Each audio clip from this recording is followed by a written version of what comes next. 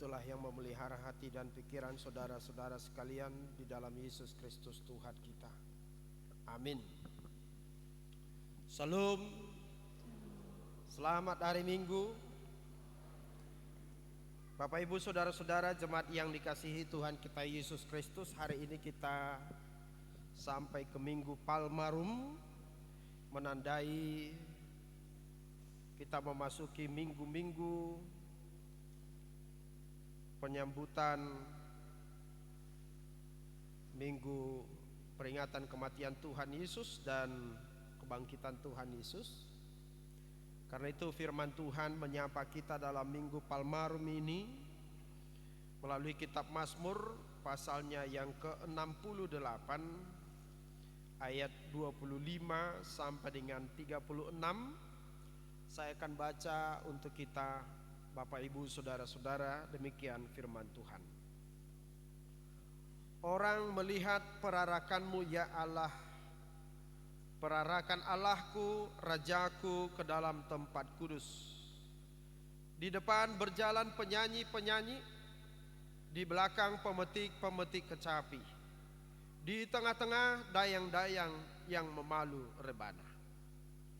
Dalam jemaah pujilah Allah, yakni Tuhan, hai kamu yang berasal dari sumber Israel. Itu Benjamin yang bungsu yang berjalan di depan mereka. Pemuka-pemuka Yehuda berbondong-bondong, pemuka-pemuka Zebulon, pemuka-pemuka Naftali.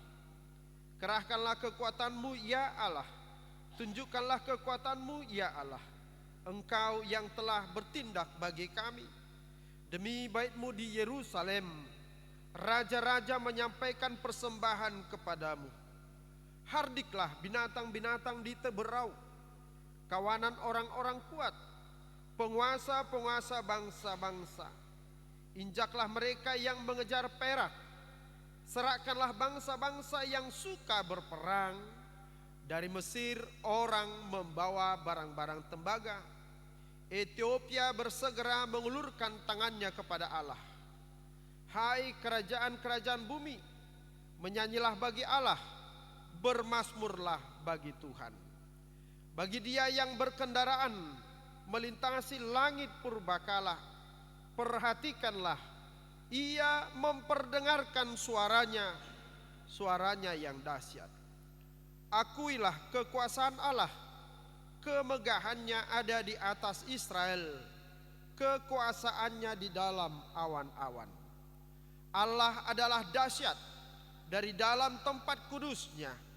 Allah Israel, Dia mengaruniakan kekuasaan dan kekuatan kepada umatnya. Terpujilah Allah. Demikian firman Tuhan. Bapak Ibu saudara-saudara, kita melihat di depan ini daun palem, ya, sebagai pertanda bahwa kita memasuki Minggu Palmarum. Minggu Palmarum, Palmarum itu dari kata palma, yaitu dedaunan yang wujudnya seperti yang di depan ini. Dia bisa dari daun pohon kurma, bisa juga dari pohon kelapa atau janur, bisa juga dari jenis-jenis tanaman palem lainnya. Mengapa ini kita rayakan? Ini mengingatkan kita kepada kisah Tuhan Yesus yang memasuki kota Yerusalem. Memasuki kota Yerusalem, kira-kira di gerbang kota Yerusalem, Yesus tiba di situ. Yesus tiba di situ karena nanti bahwa peristiwa penyaliban Tuhan Yesus itu ada di Yerusalem, di kotanya. Lalu ketika Yesus hendak memasuki kota Yerusalem, penghuni-penghuni kota Yerusalem datang menyambut Dia dan membawa daun-daun palem di tangan mereka serta menyerukan Hosiana, Hosiana bagi Raja. Hosiana, Hosiana bagi Raja. Itu menandakan bahwa pada saat itu umat Yahudi atau orang Israel sedang menantikan Mesias yang mereka harapkan menjadi raja yang akan membebaskan mereka dari kekuasaan bangsa Romawi. Sehingga kehadiran Yesus di Yerusalem ketika itu mendatangkan sukacita, mendatangkan kegembiraan, mendatangkan semangat, mendatangkan spirit untuk merdeka. Tetapi ketika Yesus disambut dengan daun-daun palma itu, agaknya Yesus menerimanya. Ya, kalau kita membaca dalam kitab Yohanes. Jadi Yesus menerima sambutan itu. Padahal Yesus tahu bahwa kehadirannya di dunia ini bukan untuk memenuhi harapan dari orang Yahudi untuk membebaskan mereka dari kekuasaan Romawi. Ya, jadi Yesus sebenarnya tahu apa yang dalam pikiran orang Yerusalem ketika itu. Berbeda dengan apa yang Yesus akan alami. Tetapi Yesus menerima itu. Apa yang mau disampaikan lewat kisah itu bahwa Yesus tahu bahwa yang paling penting, ya, memang bebas dari kekuasaan pengaruh bangsa-bangsa di dunia ini, seperti Indonesia bebas dari penjajahan Belanda. Yesus tahu bahwa penting orang Yahudi atau orang Israel merdeka dari orang Romawi. Tetapi yang lebih penting lagi bahwa manusia itu harus bebas dari dosa. Itu yang paling utama dalam kehidupan kita. Karena itu Minggu Palmarum ini adalah penyambutan kita kepada Yesus, Raja yang membebaskan kita dari kuasa dosa dan maut. Bapak Ibu saudara-saudara, itulah juga suara firman Tuhan dalam Naskotbah kita hari ini. Kita membaca itu dari ayat 25 sampai dengan ayat 36. Itu menggambarkan betapa segala ciptaan alam semesta ini, bangsa-bangsa, marga-marga orang Israel, semua dipakai oleh Tuhan untuk menunjukkan kuasanya, menunjukkan kekuatannya di bumi. Bapak Ibu saudara-saudara, jemaat yang dikasihi Tuhan kita Yesus Kristus, penderitaan, pergumulan dari bangsa Israel itu Tuhan pakai menjadi khotbah yang baik bagi kita, menjadi contoh yang baik bagi kita, menjadi teladan yang baik bagi kita, bahwa kehidupan bangsa Israel itu ada naik turunnya, ada pergumulannya, ada sukacitanya, ada kegembiraan di situ, ada tangisan di situ, ada sukses story di situ, ada kegagalan juga di situ. Jadi kehidupan umat Israel menjadi gambaran kehidupan kita juga. Demikian juga kehidupan Daud dalam firman Tuhan ini sebagai sumber daripada Mazmur ini.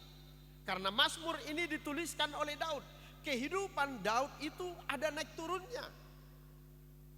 Ada kebahagiaan, ada sukacita di situ. Bayangkan yang seharusnya diharapkan oleh orang Israel bukan Daud yang menjadi raja. Ya, bukan Daud yang menjadi raja. Tetapi Allah memilih Daud. Apa yang tidak dilihat oleh manusia, apa yang tidak menjadi ekspektasi manusia, itu yang diwujudkan Tuhan. Kalau melihat dari perawakan Daud seharusnya tidak cocok menjadi raja di tengah-tengah Israel. Mungkin abangnya yang bernama Eliab sebagai pasukan atau prajurit dari raja Israel ketika itu. Tetapi bukan itu yang dipilih oleh Tuhan. Nah, karena itu kehidupan Daud itu bisa menjadi gambaran yang baik bagi kita. Apa yang tidak baik menurut ukuran manusia. Kalau Tuhan sudah memilih itu yang terbaik, maka itulah yang jadi. Apa yang tidak layak, apa yang tidak pantas dalam ukuran kacamata manusia, kalau Tuhan sudah berkata itu pantas dan layak, maka itulah yang jadi. Nah, inilah sumber daripada sukacita dan kegembiraan, bahkan mazmur daripada Daud yang juga diperdengarkan dalam minggu kita hari ini. Bahwa walaupun Daud orang yang taat kepada Tuhan, bahwa walaupun Daud orang yang dekat dengan Tuhan, ternyata hidupnya tidak bebas dari pergumulan. Kita tahu Bapak Ibu Saudara-saudara, bahwa keluarga juga menjadi sumber malapetaka juga bagi Daud. Keluarga juga sumber pergumulan bagi Daud. Mertuanya itu juga sumber pergumulan bagi Daud. Anaknya Absalom juga menjadi sumber pergumulan bagi Daud. Karena Absalom sendiri ingin merebut kekuasaan, ingin merebut tahta raja itu dari Daud. Tahtanya sebagai raja juga itu membuat banyak musuhnya, banyak yang membenci dia. Itu artinya Bapak Ibu Saudara-saudara, bahwa baik di rumah kita, di luar rumah, dalam pekerjaan kita, dalam jabatan kita, dalam posisi kita, itu tidak selalu serta-merta membuat kita terus-menerus bahagia, terus-menerus senang. Tidak. Bahwa dimanapun kita, di situ ada kegembiraan, di situ juga ada pergumulan. Tetapi yang paling penting bagi orang percaya, naik turunnya kehidupannya, ada sukses story, ada kegagalan di situ. Yang paling penting bagaimana kehidupan orang percaya itu senantiasa bergantung kepada Tuhan. Itu yang Tuhan harapkan daripada kita. Karena itulah firman Tuhan ini mengajak kita supaya dalam setiap kehidupan kita, kita mengakui kekuasaan Tuhan. Kita mengakui kekuatan Tuhan. Yang paling penting bagi Tuhan dari kehidupan kita, dalam setiap pengalaman kehidupan kita, dalam setiap perjalanan kehidupan kita, apapun itu, yang Tuhan inginkan dari kita, kita mengakui kekuasaan, kita mengakui kekuatan Tuhan dalam setiap peristiwa dan dalam setiap pengalaman kehidupan kita. Itu yang paling penting. Karena memang tidak ada manusia yang dari sejak lahir sampai matinya senang terus hidupnya. Tidak ada itu. Dan tidak ada orang yang mulai dari bangun pagi sampai tidur malamnya tertawa terus. Itu justru aneh kalau ada yang begitu. Tetapi tidak ada juga yang mulai dari bangun pagi sampai tidur malamnya menangis terus.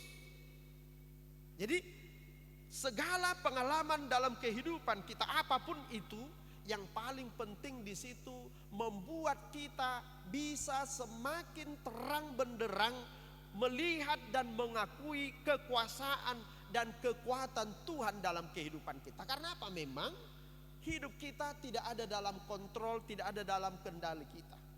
Kita hanya menjalani detik demi detik kehidupan kita yang Tuhan karuniakan. Mudah-mudahan kita bisa menjalani itu dengan setia dan juga dengan kerendahan hati. Itu yang paling utama. Yang kedua, Bapak Ibu Saudara-saudara jemaat yang dikasihi Tuhan kita Yesus Kristus, bahwa segala ciptaan Tuhan, ya, semua yang diciptakan Tuhan, baik bintang-bintang, baik awan-awan, baik bangsa-bangsa, baik marga-marga, apapun itu, semua adalah hamba-hamba bagi Tuhan.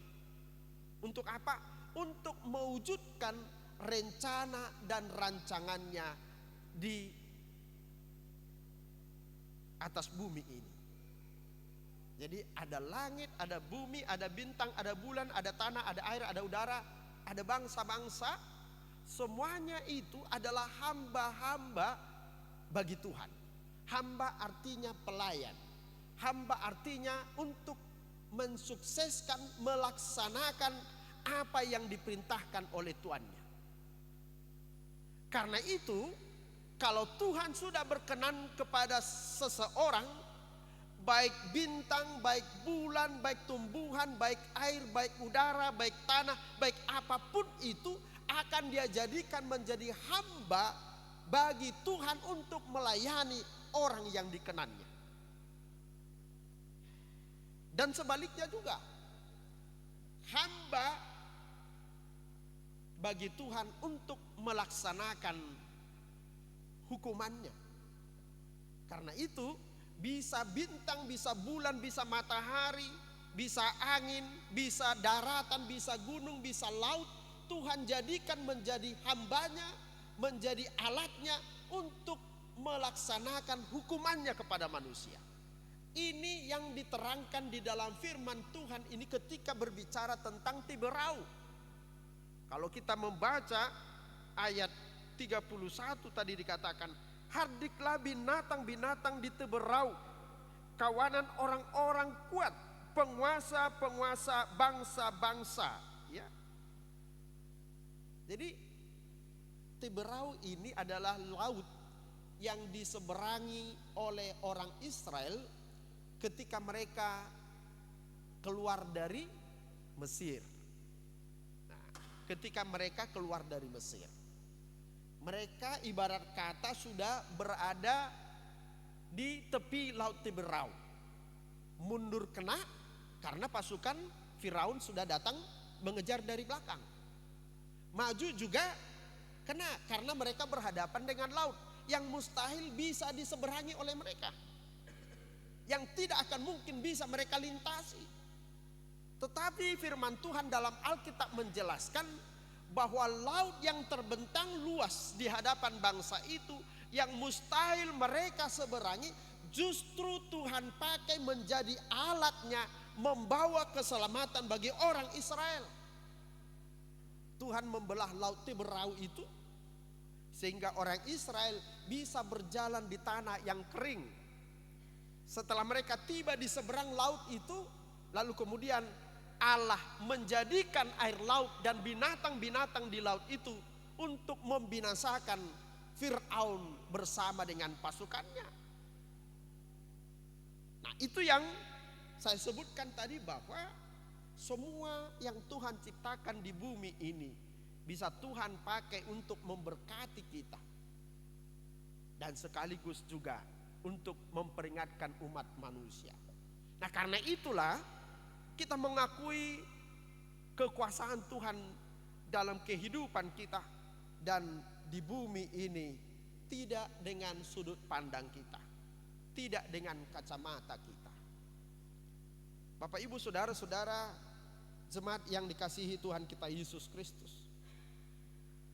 Karena itu, lewat firman Tuhan ini kita diajari bagaimana kita semakin mampu menghayati pekerjaan Tuhan dalam kehidupan kita. Bisa semakin menghitung, bisa semakin merasakan cara Tuhan bekerja dalam kehidupan kita, cara Tuhan bekerja memberkati dan memelihara kehidupan kita. Karena setiap orang berbeda memaknai hidupnya. Ya. Sekalipun pengalamannya sama, bisa orang berbeda memaknai kehidupannya. Nah, pernah ada cerita tentang seorang kosmonot. Kalau orang Amerika bilang astronot, kalau orang Uni Soviet bilang kosmonot. Yaitu mereka yang menjelajah ke ruang angkasa. Nah, tahun 30-an ada seorang kosmonot dari Uni Soviet yang bernama Yuri Gagarin yang pergi ke luar angkasa. Lalu kemudian setelah dia kembali dari luar angkasa, Orang-orang bertanya tentang dia, apakah engkau melihat Tuhan di luar angkasa? Termasuk kisahnya seorang pemimpin Uni Soviet ketika itu bernama Nikita Khrushchev bertanya kepada Yuri Gagarin, apakah engkau melihat Tuhan di luar angkasa? Lalu ceritanya Yuri Gagarin itu berkata bahwa ternyata Tuhan itu tidak ada. Karena aku sudah melewati dan sudah tiba di luar angkasa, ternyata saya tidak melihat Tuhan itu. Tetapi bagi orang yang beriman, ketika dia bisa tiba di luar angkasa, dia bisa berpikir dan berkata, wah, Tuhan itu luar biasa karena menciptakan bumi dan segala planet-planet bumi yang begitu luar biasa. Jadi dua orang yang mengalami pengalaman yang serupa, tetapi mereka bisa menyaksikan hal yang berbeda. Tergantung sudut pandang dia melihat pengalaman itu. Jadi dalam kehidupan kita sebagai manusia juga bisa begitu. Ada orang yang mendapatkan berkat yang besar dalam hidupnya, bisa berkat itu membuat dia semakin melihat dan semakin merasakan tangan Tuhan yang luar biasa bekerja dalam kehidupan. Tetapi di sisi yang lain ada orang yang menerima berkat yang besar yang banyak dari Tuhan, tetapi bisa membuat dia menjadi orang yang tinggi hati. Dia akan berkata, ini adalah kesuksesanku, ini adalah keberhasilanku. Karena itu Bapak Ibu Saudara-saudara, firman Tuhan ini mengingatkan kita bahwa bagaimanapun pengalaman perjalanan dalam kehidupan kita, penting sekali bagi kita mengasah mata iman kita supaya melihat semua peristiwa yang kita alami dalam kehidupan kita adalah tangan Tuhan yang bekerja menopang dan mendukung kehidupan kita. Bapak Ibu Saudara-saudara, barusan kita mendengar kabar ada gempa di Myanmar, di Bangkok. Ya, itu pertanda memang bahwa manusia tidak berdaya kalau Tuhan sudah menyatakan kuasanya. Karena itu Bapak Ibu Saudara-saudara, firman Tuhan ini mengajak kita untuk berada bersama-sama dalam arak-arakan memuji Tuhan dan mengakui kekuasaannya. Sekaligus dalam waktu yang sama kita mengakui keterbatasan kita. Kita mengakui keterbatasan kemampuan kita, mengakui keterbatasan kekuatan kita, mengakui keterbatasan pengakuan kita. Siapapun kita, tidak ada yang bisa mengandalkan pengetahuannya, tidak ada yang bisa mengandalkan kemampuannya, tidak ada yang bisa mengandalkan jabatannya, tidak ada yang bisa mengandalkan pekerjaannya, tidak ada yang bisa mengandalkan kemampuannya. Tetapi yang paling baik bagi kita, Bapak Ibu Saudara-saudara, menjadikan hidup kita menjadi pujian, menjadi kemuliaan bagi nama Tuhan. Karena itu firman Tuhan dalam Amsal 18 ayat 12 dikatakan, tinggi hati mendahului kehancuran, tetapi kerendahan hati mendahulukan kehormatan. Karena orang yang tidak bisa mengenal kuasa Tuhan dalam hidupnya, dia akan menjadi orang yang tinggi hati dan menjadi orang yang sombong. Terutama firman Tuhan ini saya sampaikan kepada anak-anak kami yang tetap menjalani studi, apalagi yang sebentar lagi akan memasuki perguruan tinggi. Bertumbuhlah menjadi anak-anak yang rendah hati, yang beriman dan senantiasa mengakui kuasa Tuhan dalam kehidupan kita. Berhasil atau tidak berhasil bukan itu yang paling utama, tetapi yang paling utama adalah kita menjadikan diri kita menjadi orang yang benar-benar beriman kepada Tuhan. Dalam Minggu Palmarum ini, firman Tuhan ini juga mengajak kita menjadikan diri kita, menjadikan hidup kita menjadi daun-daun palma yang hidup, yang senantiasa menyambut kebesaran Tuhan. Menjadikan hidup kita menjadi daun-daun palma, menjadi simbol dan pertanda kemuliaan Tuhan dalam kehidupan kita. Amin, kita berdoa. Terima kasih Bapa di surga atas firman-Mu yang mengingatkan kami untuk mengakui kuasa dan kemuliaan-Mu, kekuatan pekerjaan tangan-Mu dalam kehidupan kami. Tuhan, segala yang Kau cipta adalah menjadi hamba di tangan-Mu untuk memberkati kami, bahkan untuk menghardik orang-orang sombong, bangsa-bangsa yang mencintai perang, bangsa-bangsa yang mencari perak dan harta, untuk mengingatkan kami semua bahwa segala yang ada di bumi ini sementara sifatnya, tetapi kerajaan-Mu lah yang kekal. Karena itu kami mau berada bersama-sama dalam kuasa Tuhan, dalam kerajaan Tuhan yang kekal.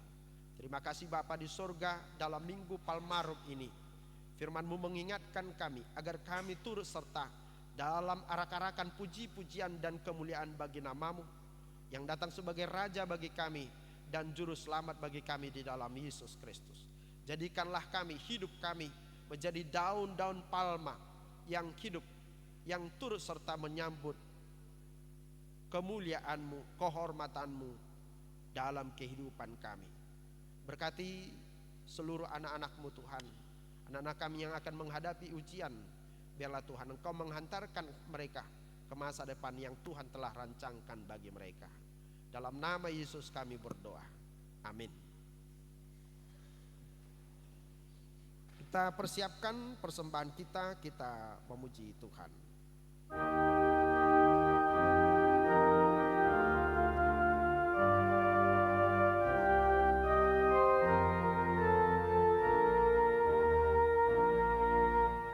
Oh